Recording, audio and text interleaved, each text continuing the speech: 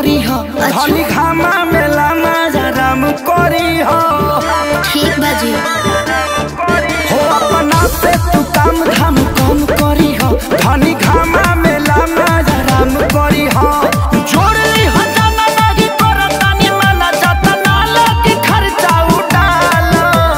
सुनी ना बोला ना बहुत सतावता चहिता बाये बालू सुखता गाछी पर कहता बाये बालू बहुत सतावता चहिता बाये बालू सुखता गाछी पर कहता बाये बालू।